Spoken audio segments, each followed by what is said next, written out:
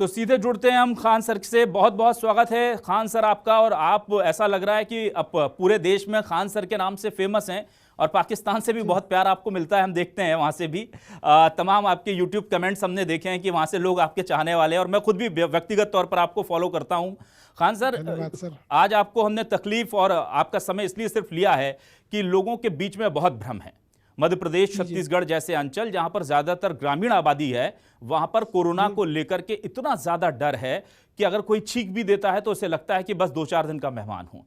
हम ये आपके जरिए अपने दर्शकों तक ये चीज पहुंचाना चाहते हैं कि हमें इससे कितना डरना है, कितनी हमें इससे जागरूकता लेनी है, रखनी है, और कैसे हम इससे पार पा सकते हैं। तो आपके कई वीडियो हैं जो वायरल हो रहे हैं सोशल मीडिया पर। हम बस ये चाहते हैं खान सर कि आप पहले तो एक हाईलाइट बता दें कि दरअसल ये कोरोना किस तरह से हमारे शरीर में असर कर रहा है, और ये है क्या, जो वो आसान शब्दों में लोगों को समझ में आ पाए। सर देखिए, कोरोना एक्चुअली ये हमारे ना रेस्पिरेटरी सिस्टम को डैमेज करता है, इतना तो सबको पता चल गया। लेकिन सबसे बड़ा चीज क्या है ना कि आजकल लोगों के अंदर एक बहुत इतना बड़ा डर बन गया है ना। इस कोरोना का सबसे बेहतर अगर कोई दवा है तो जैसे लोग कह रहे हैं कि रेमडेसिविर, हम आपके मध्य प्रदेश के न्यूज देख रहे थे, वहां रेमडेसिविर 1 लाख का बिक रहा था। जबकि सबसे बड़ा अगर कोई दवा है तो हमारा आत्मविश्वास।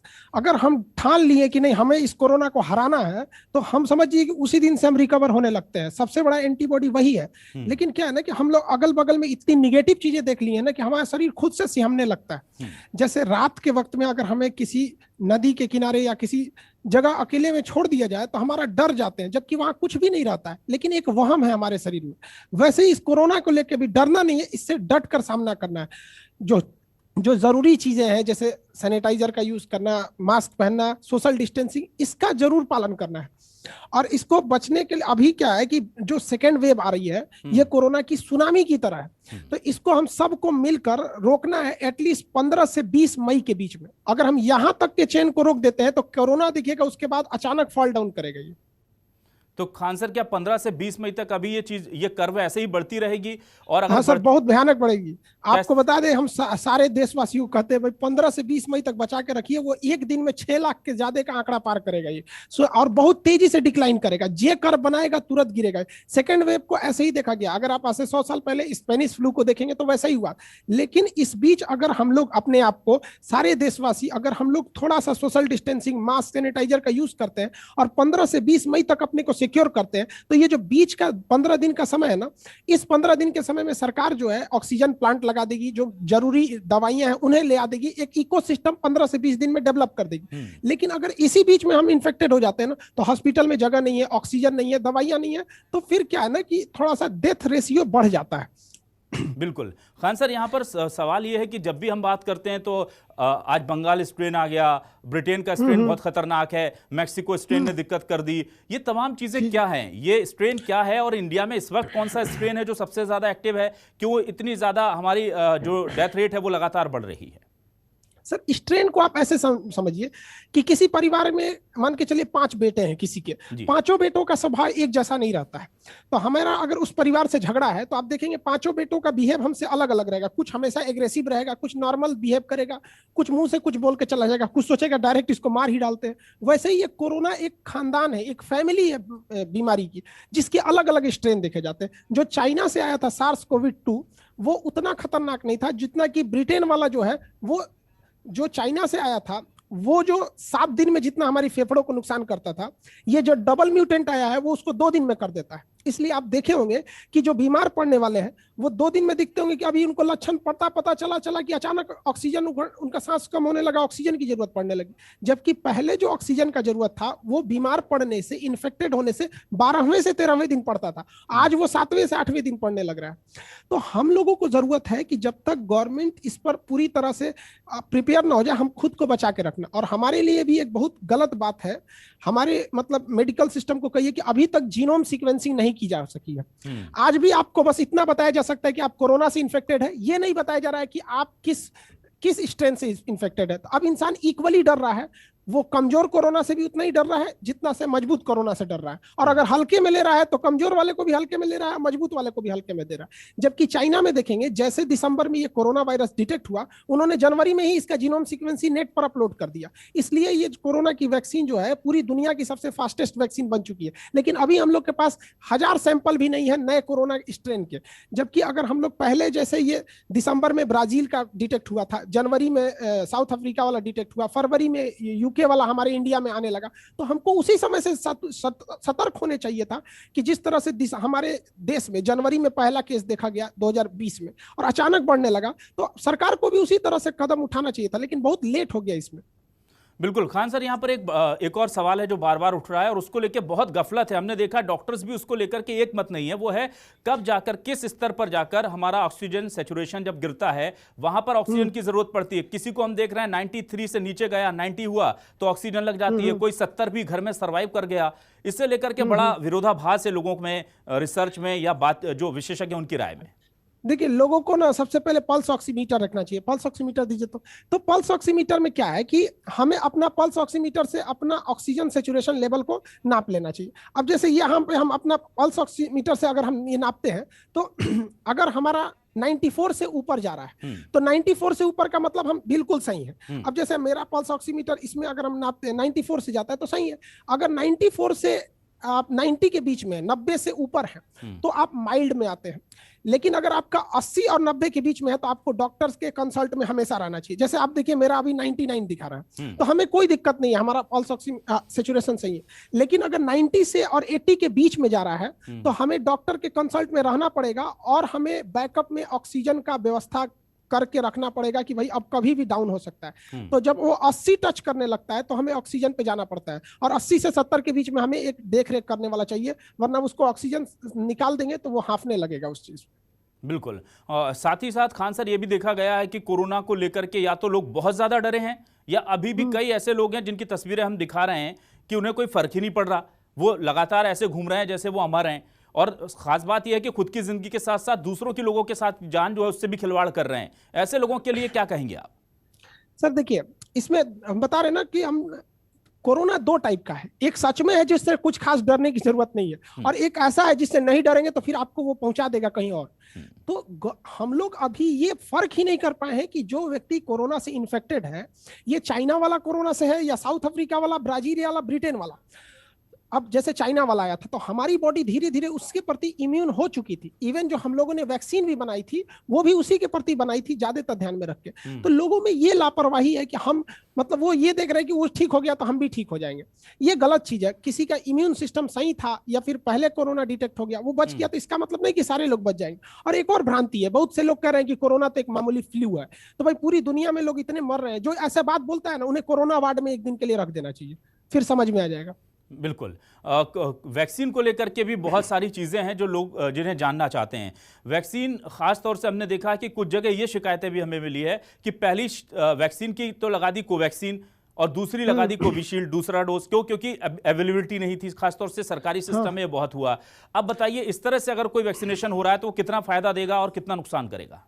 देखिए सर, इसका अभी कोई एक्यूरेट डाटा नहीं है, लेकिन ऐसे वैज्ञानिकों का एक हिस्सा ये भी है जो इस चीज को अच्छा बताता है। जैसे वैक्सीन क्या है, जैसे मान के चलिए हमें जंगल में छोड़ दिया गया, हमारे पीछे कुछ जानवर लग गए, तो हमारे पैरों में जूते रहने चाहिए ताकि हम भाग सके। अब नंगे पैर भागने से अच्छा है ना कि एक पैर में दूसरा जूता, एक पैर में कोई दूसरा जूता, तो भी हम भाग सकते हैं। ऐसा नहीं कि नहीं भाग सकते हैं। तो कहीं कहीं तो ये चीजें जो है ना ये नुकसान नहीं करेगी। लेकिन हाँ, जब तक हमारे पास स्टडी नहीं हो जाता है, उसका डाटा नहीं आ जाता है कि एक कोवैक्सीन और एक कोविशील्ड के लगने से ज्यादा इम्यूनिटी आती है कम आती है, तब तक के लिए ये कहना ठीक नहीं है कि भैया ये ज्यादा कारगर है। लेकिन ये गलत उतना नहीं है जितना मतलब इसको लोग डर जा रहे हैं कि नहीं हमें एक कोविशील्ड में लग गया, एक कोवैक्सीन। दोनों का काम है बस ये क्या करना, हमारे शरीर में एंटीबॉडी को डेवलप करना। बिल्कुल। और ऑक्सीजन को लेकर के बहुत ज्यादा मारामारी है। हम देख रहे हैं कि कई जगह से तो तस्वीरें हमने दिखाई कि अच्छे भले घर के लोग ऑक्सीजन को चुराकर अस्पताल के सामने से ले जा रहे हैं, रास्ते में लूट ली गई ऑक्सीजन। तो क्या इसके लिए क्या तैयारी करें, घर में क्या इसकी कोई व्यवस्था हो सकती है? देखिए, घर में करने के लिए लोगों को कहते हैं कि आप जो ऑक्सीजन सिलेंडर चुरा के ले जा रहे हैं, जी। ये ऑक्सीजन सिलेंडर कितना दिन काम है? 2 से 3 घंटा रोक लेगा आपको। मतलब 2 से 3 घंटा आप जो ऑक्सीजन चुरा के रख ले रहे हैं, इससे आपका मरीज ठीक हो जाएगा। उससे चुराने से बेटर है कि आप 3-4 वैकल्पिक लोगों से कांटेक्ट में रखिए जो डीलर है ऑक्सीजन के। उसको स्टोर करने से अच्छा कि इसके पास नहीं होगा तो उसके पास होगा, वो लोग का लिंक होता है, वो दिला देंगे आपको। एक ये कर सकते हैं। दूसरी बात कि अगर आपका ऑक्सीजन लेवल अचानक से नीचे नहीं गिर जाता, ऐसा नहीं कि अचानक 60 हो गया, तो जैसे मान के चलिए किसी का 90 है तो उसका 85 आएगा, तो उस समय वो प्रोन पोजीशन पे सो सकता है, मतलब उल्टा लेट जाए और सीने के नीचे तकिया लगा ले। तो हमारे जो फेफड़े होते हैं ना, इसके 30% ऐसे जो टिश्यू होते हैं वो हमेशा रेस्ट पोजीशन पे रहते हैं, वो इमरजेंसी के लिए बनाए रहते हैं। तो जब हम उन्हें तकिया से दबाते हैं, आप देखते होंगे किसी का एक्सीडेंट हो जाता होगा तो वगैरह इससे सलाह जाता है, तो उसमें क्या आता है कि वो एक्स्ट्रा ऑक्सीजन जनरेट करने लगते हैं। तो हम लोग 4-5% वहां से इंक्रीज कर सकते हैं जो चुरा के कर रहे हैं। तो ये गलत बात है। और रही बात, हम सारे आपको बताते हैं, हम लोग के यहाँ गांव में क्या होता था ना, कभी कभी बारात आती थी तो खाना, शादी में खाने घट जाते थे, तो खाना बनाने कैसे, तो बुजुर्ग लोग क्या करते थे ना, कोई प्रोग्राम कर देते थे कि भाई तुम शास्त्र सुनाओ, हम भी शास्त्र सुनाते हैं, तुम कुछ श्लोक सुनाओ, हम कुछ श्लोक सुनाते हैं, लड़की वाला लड़का वाला, लोग इसी में बिजी हो जाते थे। उधर बावर्ची को कहते थे तुम तेजी से खाना बनाओ, 1 घंटा इसमें लग जाता था। तो बुजुर्ग लोग आते थे, अरे भैया मेहमान है, पहले खाना खा लीजिए। तो उन्हें एहसास भी नहीं होता था कि खाना घट गया, उनका खाना मिल भी जाता था। तो लोगों को भी हम यही कहते हैं कि 15 मई तक आप अपने आप को बर्दाश्त कर लीजिए। 15 मई तक गवर्नमेंट का जो ऑक्सीजन का जो इकोसिस्टम, जो चेन बन रहा है, किसी को प्रॉब्लम नहीं आएगा ऑक्सीजन का 15 मई के बाद। लेकिन क्या है कि अभी सारे लोग भिड़ जाएंगे तो ये जो ऑक्सीजन प्लांट बन रहा है ये भी तब कम पड़ जाएगा। बिल्कुल जागरूक रहने की बहुत जरूरत है। खान सर, बच्चों को लेकर के सबसे ज्यादा अगर चिंता किसी परिवार में होती है तो बच्चों को लेकर होती है, बुजुर्ग और बच्चों को, बुजुर्गों पर बहुत असर हो रहा है, हम देख रहे हैं। बच्चों को लेकर ये कहा जा रहा है कि बहुत ज्यादा फेटल उनके लिए नहीं है, बहुत ही रेयर केसेस हैं और बच्चे बहुत खुद से रिकवर कर रहे हैं। देखिए सर, होता क्या है ना कि जिनका बॉडी अभी बन रहा होता है, जनरेट हो रहा होता है, तो उनमें एंटीबॉडी की कोई कमी नहीं होती। जैसे अगर हम लोग जमीन से उठा के कोई सामान खा लेते हैं तो हमें इन्फेक्शन या खतरा हो सकता है, बट छोटे बच्चों में क्या होता है ना कि वो नीचे ही खेलते रहते हैं, उनकी बॉडी में हमेशा सिक्रेशन होते रहता है, लाइसोजाइम वगैरह वगैरह, तो उनके अंदर नेचुरल सैनिटाइजर है, उनको कोई खतरा नहीं होगा यहाँ पर। ऐसा अभी तक स्टडी में यही देखा गया। ये खतरा है किनको, जो एडल्ट हो गए हैं उनको। और अभी भारत में ज्यादातर खतरा किसको है, जो मध्यम वर्ग के लोग हैं, जो युवा पीढ़ी है, क्योंकि जितने ओल्ड वाले लोग थे, या तो ओल्ड वाले लोग बाहर निकलते नहीं है घर से, तो एक इस वजह से वो सुरक्षित है। दूसरा कि ज्यादातर ओल्ड एज वाले लोगों को अब वैक्सीन लग चुकी है, जिसकी पहली डोज। और एक चीज और कहना चाहेंगे, कुछ लोग पहली डोज लगा के ऐसे घूम रहे हैं जैसे उन्हें लग रहा है कर्ण की तरह कवच कुंडल मिल चुका है, पहली डोज से कुछ ना होने वाला है जी। जब तक दूसरी डोज ना लग जाए और 14 दिन और ना हो जाए तब तक आप सुरक्षित नहीं है। तो इसलिए फर्स्ट डोज लगा के अपने को शक्तिमान ना समझे। बिल्कुल। और इसके अलावा हम ये जानना चाह रहे थे, बहुत सारा कंफ्यूजन खान सर हम जब भी देखते हैं तो ये होता है कि किस तरह से असर करता है। कोई कहता है कि 30% लंग्स जो पहले 3 दिन में खराब कर देता है, कोई बताता है कि 50% लंग्स खराब हो जाते हैं, कोई कहता है कि ये ठीक भी हो जाए तो भी लंग्स तो गए आपके, कुछ कहते हैं नहीं रिकवरी हो जाती है। तो इसको लेकर क्या जानकारी है, साइंस क्या कहती है? देखिए सर, अगर किसी बिल्डिंग को तोड़ दिया है तो कितना भी प्लास्टर करेंगे कुछ तो दिखेगा ना, तो पता चलेगा। तो हमारे फेफड़ों पर उसका कुछ इंपैक्ट लॉन्ग टाइम पड़ जाता है, लेकिन ऐसा नहीं कि बहुत ज्यादा ऐसा घबराने की बात है। कोरोना से आप रिकवर हो गए, धीरे धीरे वो रिकवर हो जाएगा। हमारी बॉडी किसी चीज को रिकवर कर लेती है, लेकिन उसमें क्या है कि लंग्स बहुत सेंसिटिव पार्ट है, उसको रिकवर होने में 3 से 4 साल लग जाते हैं। और जो ये लोग कह रहे हैं कि कभी भी ठीक नहीं होगा, तो भैया कोरोना को आए कितना दिन हुआ ही, आपकी स्टडी कितने दिनों की है? ये जो कोविड-19 है इसकी तो आपके पास मोटा मोटी 2 साल की भी स्टडी अच्छे से नहीं है आपके पास, तो आप कैसे कह सकते हैं कि जिंदगी भर आपको बर्बाद करेगा? ये तो वही बात होगी ना, हवा में तीर मार दिए, किसी के पास डाटा नहीं है तो कोई समझेगा हाँ भाई खराबी हो जाएगा। दूसरी बात कि कितना हमको कितना ज्यादा डैमेज करेगा, ये 2 चीजों पर डिपेंड करता है। पहला कि हम कितना जल्दी अपना ट्रीटमेंट चालू कर दिए, दूसरा कि हमारा इम्यून सिस्टम कितना अच्छा है। हम तो ऐसे लोगों को भी जानते हैं जिन्हें कोरोना हुआ, उन्हें पता भी नहीं चला, आइसोलेशन में भी नहीं रहे, ऐसे घूमते रहे, 10 आदमी को कोरोना दिए और खुद ठीक हो गए, और जिनको ये दिए थे वो बेचारा डेथ कर गया। तो ये डिपेंड करता है कि हमारा इम्यून सिस्टम कैसा है। तो इसमें हमारी आयुर्वेदिक चीजें काम कर रही हैं। ये देखा गया है कि जो शाकाहारी भोजन ले रहे हैं लोग, उनमें फाइबर की चीजें ज्यादा होती है, रेशा जैसे विटामिन सी हो गया, नारियल का पानी हो गया, संतरा हो गया, ये सब चीजें होंगे, इसलिए इम्यून सिस्टम को बढ़ाती है। ठीक है खान सर, आप कुछ समझाना चाह रहे हैं हमारे दर्शकों को बोर्ड पर बेहतर तरीके से, आसान तरीके से, जरा वो चीजें हमारे दर्शकों को बता दें ताकि वो जो डर है उनके मन से वो निकल जाए। देखिए कई लोग को मतलब अभी के वक्त में ना फेस शील्ड भी बहुत ज्यादा, एक तरह से कहिए कि मास्क जैसे फेस शील्ड के भी लेना जरूरी। जैसे ये कोरोना है ना, तो कोरोना के बाहर जो स्पाइक प्रोटीन रहते हैं ना, ये वाले, ये सबसे ज्यादा खतरनाक है। जो हमारी वैक्सीन बन रही है ना, वो इसी स्पाइक प्रोटीन को लॉक कर देगी। तो वैक्सीन क्या करती है, इस स्पाइक प्रोटीन को लॉक कर देती है, ना कि कोरोना को मारती है। जबकि जो सैनिटाइजर है या जो साबुन होता है, ये स्पाइक प्रोटीन और इसके बाहरी खोल को ही नष्ट कर देता है।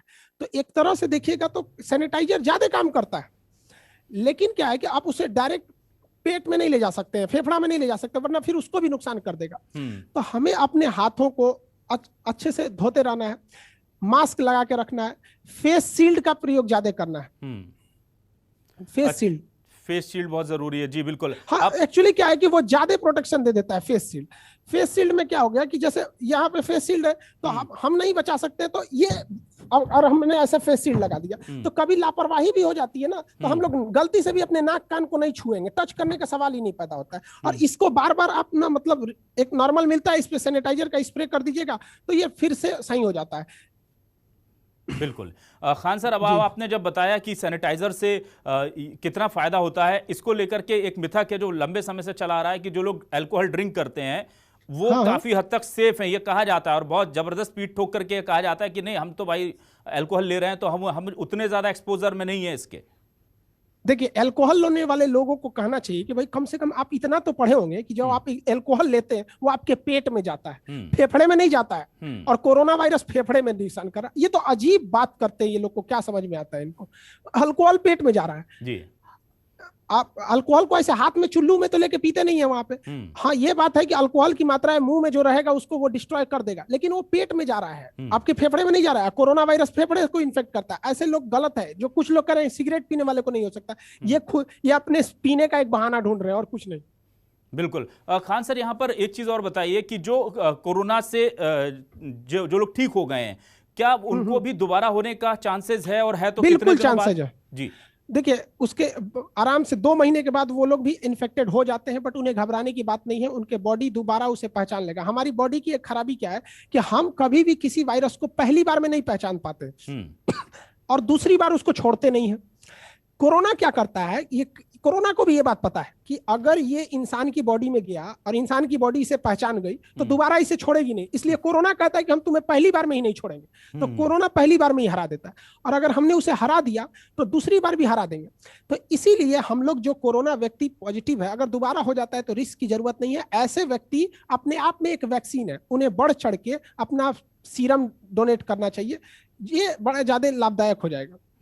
अच्छा, प्लाज्मा डोनेशन को लेकर कहा जा रहा है सिर्फ 2 महीने तक के लिए ही जो रिसेंट मरीज है वो काम आएंगे। क्या इससे ज्यादा जो वक्त गुजर गया है वो लोग भी दे सकते हैं इन केस ऑफ अगर इमरजेंसी है तो? हाँ देखिए, दे सकते हैं, बट 2 महीने का रहता है ना तो ज्यादा इफेक्टेड रहता है। जैसे हमारी बॉडी में हर चीज का एक डेट है। जैसे हमारी बॉडी में आरबीसी है, वो 120 दिन ही जिंदा रह सकती है। डब्ल्यूबीसी जो बीमारियों से लड़ता है वो 4 दिन ही जिंदा रह सकता है। प्लेटलेट जो डेंगू होने से रोकता है वो 7 दिन ही जिंदा रह सकता है। तो उसी तरह हर चीज का एक लाइफ साइकिल है। तो 60 दिन तक में वो अच्छे से काम करता है, सीरम प्लाज्मा जो रहता है। उसके बाद उसका धीरे धीरे सेचुरेशन थोड़ा डाउन होने लगता है। इसलिए कहते हैं लोग कि उससे पहले दे दीजिएगा तो ज्यादा बेटर रहता है। जी बिल्कुल, और ये तकलीफ वाकई में लोगों की है, आम लोगों की बात आप करते हैं, इसीलिए हम न्यूज़ 24 मध्य प्रदेश छत्तीसगढ़ पर आपको जोड़ना चाहते थे। बहुत बहुत शुक्रिया खान सर। अगर ज़रूरत पड़ी मध्य प्रदेश छत्तीसगढ़ के लोगों को और कुछ जानकारी देने की तो एक बार फिर हम आपके साथ जोड़ने की आगे भी कोशिश करेंगे। न्यूज़ 24 से बातचीत करने के लिए, समय देने के लिए बहुत बहुत शुक्रिया आपका। धन्यवाद सर, धन्यवाद। तो ये थी खान सर की क्लास, और आपने देखा कि कैसे सीधे साधे सरल शब्दों में हमें उन्होंने बताया कि कोरोना से डरना नहीं है, कोरोना से लड़ना है, जागरूक रहना है, और ही मैन या सुपरमैन बनने की जरूरत नहीं है। आप बस ये कीजिए कि खुद सुरक्षित रहिए, अपने परिवार को सुरक्षित रहिए, पूरा देश सुरक्षित हो जाएगा। न्यूज़ 24 मध्य प्रदेश छत्तीसगढ़ की इस खास पेशकश में बस इतना ही, लेकिन खबरें लगातार जारी हैं।